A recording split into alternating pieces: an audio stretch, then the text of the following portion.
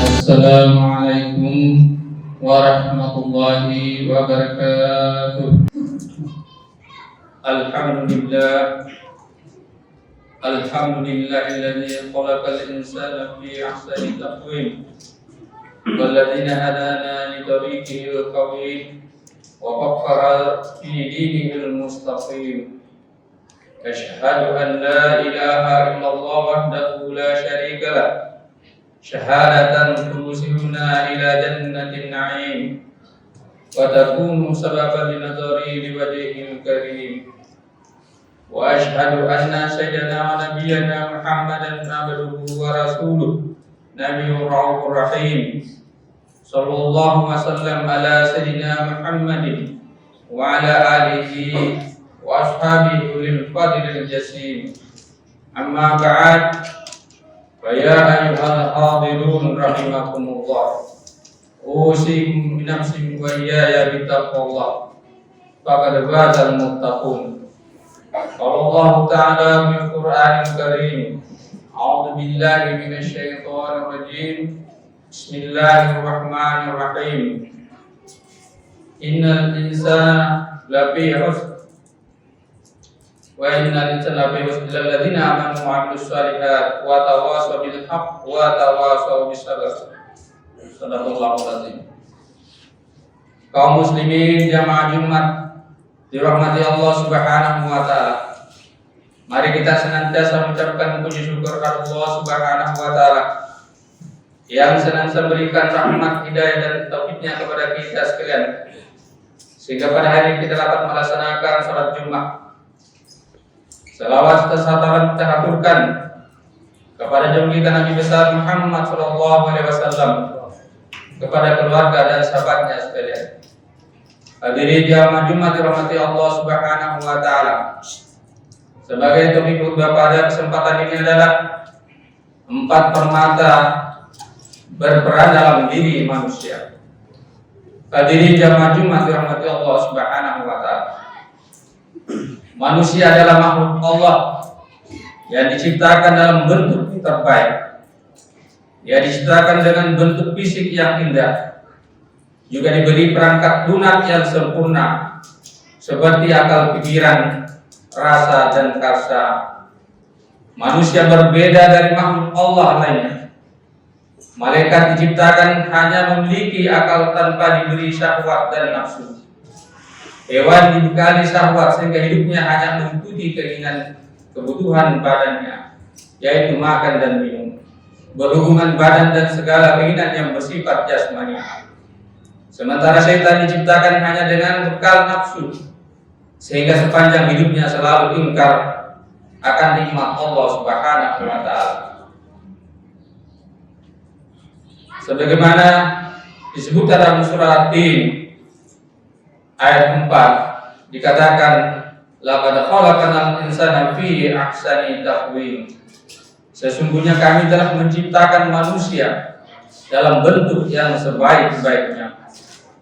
Manusia diciptakan dengan segala sesuatu yang dikaruniakan kepada malaikat, hewan dan setan, yang berupa akal pikiran, syahwat dan hawa nafsu. Oleh karena itu kehidupan umat manusia lebih dinamis, karena manusia berjuang dalam tarikan antara ketiganya. Manusia bisa menjadi seperti malaikat, hanya tunduk patuh pada Allah. Bisa seperti hewan, hanya mementingkan keinginan jasmaninya.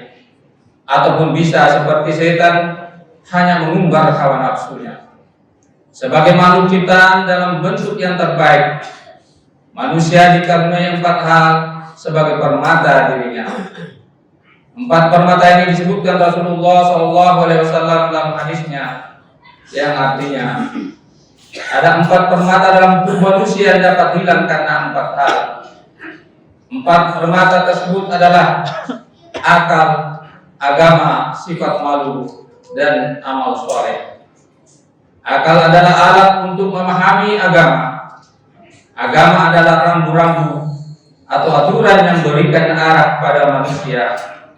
Sifat malu adalah pengendali, dan amal soleh adalah buah dari akal memahami agama dan pengendali berupa sifat malu tadi.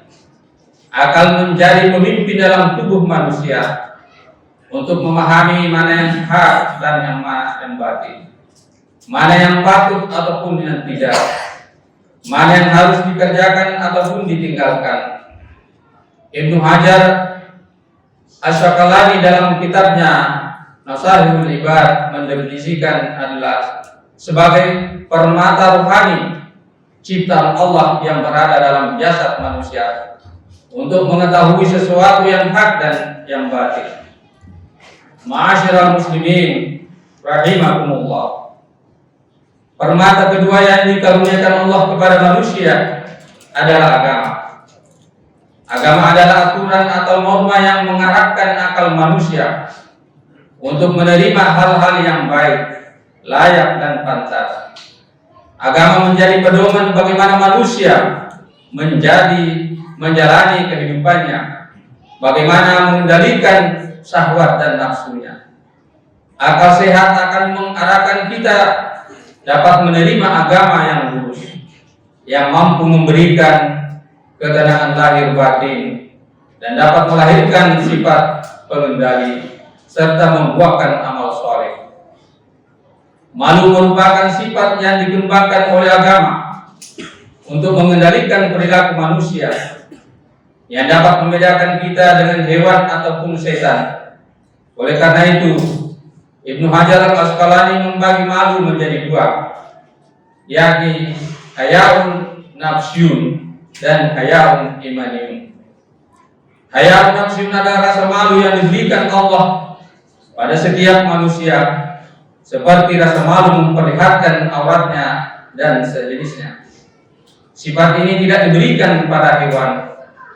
Sementara hayaun imaniyun adalah ketika seorang mukmin mampu mencegah dirinya untuk berbuat maksiat karena takut kepada Allah Subhanahu wa taala.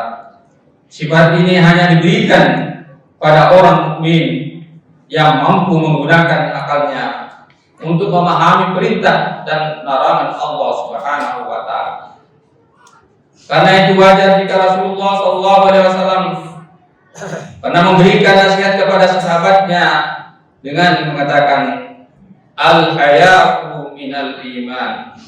Malu itu sebagian dari iman. Hadirin jamaah Jumat dirahmati Allah Subhanahu wa taala. Malu untuk berbuat maksiat, malu meninggalkan perintah agama, malu tidak berbuat baik dan lain sebagainya. Hadirin jamaah Jumat dirahmati Allah Subhanahu wa taala. Orang yang merasa malu kepada Allah Azza wa Jalla, dia akan menjauhi semua larangan Allah dalam segala kondisi, baik saat sendiri maupun di tengah keramaian. Rasa malu seperti masuk dalam kategori ibadah kepada Allah, sebuah rasa yang merupakan buah dari ma'rifatullah, mengenal Allah. Rasa malu yang muncul karena menyadari keagungan dan kedekatan Allah. Rasa malu yang timbul karena tahu bahwa Allah mengetahui terhadap semua perbuatan yang nampak maupun yang tersembunyi dalam hati. Rasa malu seperti inilah masuk dalam bagian iman tertinggi, bahkan menempati derajat ihsan tertinggi. Di samping rasa malu kepada Allah Subhanahu wa taala, kita juga harus memiliki sifat malu kepada manusia. Rasa malu ini akan mencegah kita dari perbuatan tidak layak dan tercela. Rasa malu membuat kita tidak suka jika aib dan keburukan kita diketahui orang lain. Oleh karena itu, orang yang memiliki rasa malu tidak akan menyeret dirinya untuk menjadi tukang celah, penyebar fitnah, tukang gunjing, dan berbagai perbuatan maksiat lainnya yang nampak. Singkat kata, rasa malu kepada Allah akan mencegah seseorang dari kerusakan batin, sedangkan rasa malu kepada manusia akan mencegahnya dari kerusakan lahiriah. Dengan demikian, dia akan menjadi orang yang baik secara lahir dan batin, dan akan tetap baik ketika sendiri maupun di tengah halayak ramai. Malu seperti inilah yang merupakan bagian dari iman. Sabda Rasulullah sallallahu alaihi wasallam, "Inna mimma adrakan nas ma min kalamin dua. Idza lam tastahi fasna ma syi'ta." Sesungguhnya di antara perkataan kenabian pertama yang diketahui manusia ialah jika engkau tidak malu, maka berbuatlah sesukamu. Hadis riwayat Bukhari. Hadirin jamaah Jumat dirahmati Allah Subhanahu wa taala. Permata yang terakhir yang dimiliki manusia adalah amal soleh, yakni perbuatan yang patuh dan baik menurut kaidah agama. Amal soleh adalah buah dari kemampuan kita memahami agama, menjalankan perintah agama, serta kemampuan kita mengendalikan sikap dalam kehidupan. Banyak orang mampu memahami agama atau mengerti ilmu agama, tapi tidak mampu mengendalikan syahwat dan nafsunya, sehingga ia tidak memiliki rasa malu. Maka ia hanya bisa melakukan sesuatu yang hanya berorientasi pada kebutuhannya, yang kadang merugikan orang lain. Contoh sederhana yang dapat kita amati dalam kehidupan sehari-hari, betapa banyak orang pandai agama tetapi tidak mampu mengendalikan diri, sehingga ia bukan mengamalkan ilmu agama, namun hanya memperalat agama untuk kepentingan dirinya atau kelompoknya. Hadirin jamaah Jumat dirahmati Allah Subhanahu wa taala. Maka akibat yang timbul dari itu bukan amal soleh, tetapi justru maksiat. Rasulullah SAW dalam hadisnya di atas juga mengingatkan pada kita bahwa yang mengancam 4 permata manusia tersebut. Rasulullah mengatakan, ghadab dapat menghilangkan akal, iri dan dengki dapat menghilangkan agama, serakah dapat menghilangkan sifat malu, dan menggunjing dapat menghilangkan amal soleh. Ma'asyiral muslimin rahimakumullah. Sebagai kesimpulan, mari kita meningkatkan amal ibadah kepada Allah Subhanahu wa taala. Senantiasa kita meningkatkan ketakwaan sehingga kita mendapatkan keridhaan dari Allah Subhanahu wa taala, menjadi orang-orang yang bertakwa kepada Allah Subhanahu wa taala. Barakallahu wa lakum fil Qur'an azim wa nafa'ani wa iyyakum bima fihi minal ayati wa dzikril hakim wa taqabbalahu minni wa minkum tilawatahu innahu was samiul alim.